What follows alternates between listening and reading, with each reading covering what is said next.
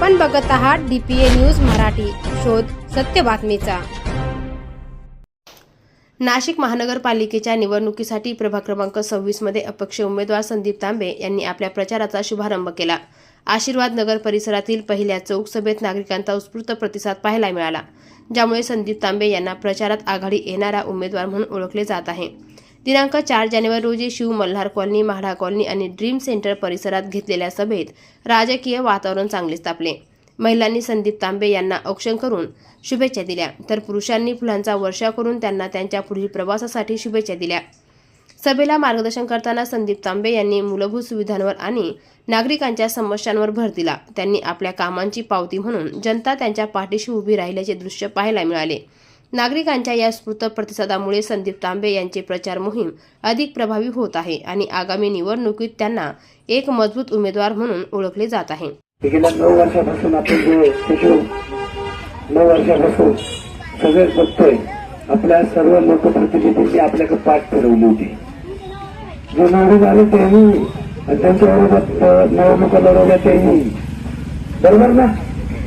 त्याशिवाय गणितची अतिशय बिकट परिस्थिती ते तात्पुरतं प्रिपेअर झालेलं तसं बघितलं तर ड्रेनेजचं पाणी घरांमध्ये निघतंय, रस्ते व्यवस्थित नाहीये, स्ट्रीट लाईट नाहीये। आता पाण्याची लाईन लिकेज झाली होती, त्या दिवशी आपण सर्व होतो, किती लोकांचे त्या ठिकाणी नागरिकांचे अपघात झाले, लहान लहान मुलं त्या ठिकाणी जखमी झालेले, अजून काही हॉस्पिटलमध्ये। आणि या सगळ्या समस्या गेल्या 9 वर्षापासून तर मी तुमच्या बरोबर बघतोय। तुम्ही भरपूर काही कामं माझ्याकडून घेऊन आले होते, मी तो प्रामाणिकपणे सोडवायचा प्रयत्न पण केला। मला वाटत नाही असं की मी कोणाचं काम केलं नाही। इकडे मोठा निधी मंजूर करायचा असेल त्या ठिकाणी मग प्रतिनिधित्व लागतं, ते माझ्याकडे नव्हतं, तेवढं काम राहिलं असेल, परंतु इतर सर्व कामं मी प्रामाणिकपणे करण्याचा प्रयत्न केला आणि एक सक्षम विरोधी पक्षातल्या माणसाने जे काम केलं पाहिजे ते मी एकट्याने त्या ठिकाणी पार पाडलं तुमच्यासाठी।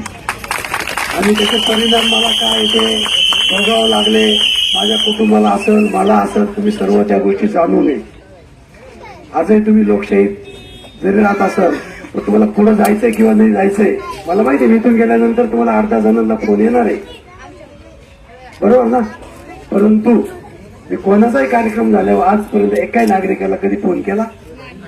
तुम्ही कोणाशी बोलत असले मी फोन केला? तुम्ही सगळ्यांसंग बोलता जाता आता लोकशाही। ताज्या घडामोडी व अपडेट जाणून घेण्यासाठी आताच DPA न्यूज चॅनलला सबस्क्राईब करा आणि बेल आयकॉन क्लिक करायला विसरू नका।